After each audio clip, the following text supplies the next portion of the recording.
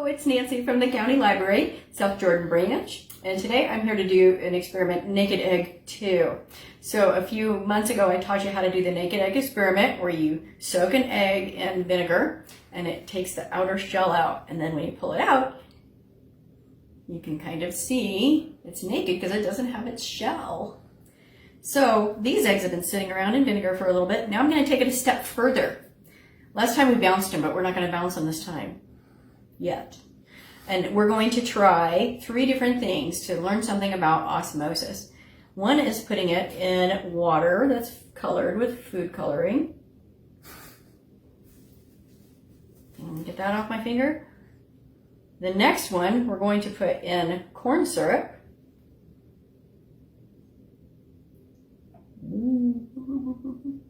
I'll have to push it down. And the third one, we're going to put in a solution of salt water. So what I'm going to do is I'm going to let these 3 eggs sit for the next 24 hours and come back and see what happens.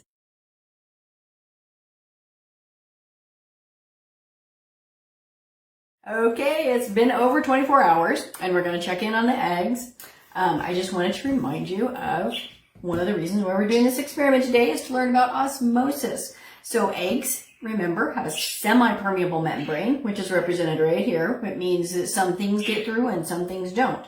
So what osmosis does, what's happening here is all these little black dots are representative of solutes that are inside an object.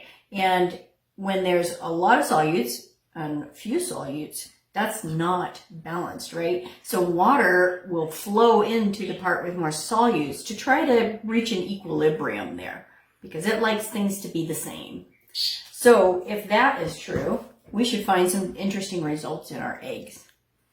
So let's pull these out.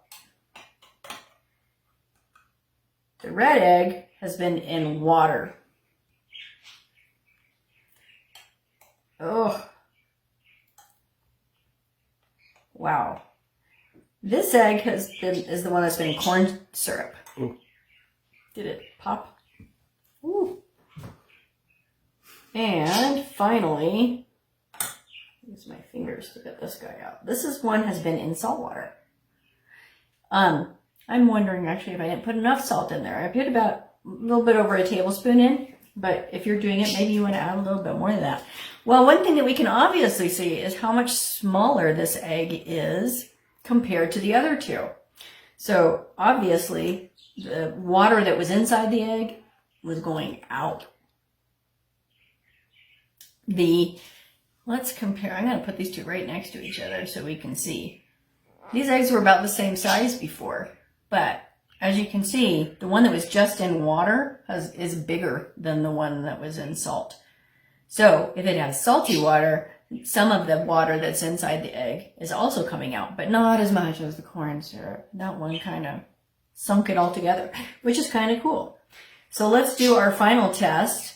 I'm going to move my tray over so we can bounce our red ball and see how much of that red food coloring got to the inside. Ooh, I actually got it the first time. The membrane, super red. But hopefully you can see the tint of red that's in the albumin of the egg. So it did take in some of the solution there. So one thing I neglected to mention earlier is that eggs are about 90% water. So that kind of explains why you don't get huge movement across that membrane, but you do get some because if you put it in 100% water, and that's 90% water, they're going to try to equalize. So thank you for joining me today. I hope you enjoy doing the Naked Egg 2 experiment. I'm Nancy from the County Library at thecountylibrary.org.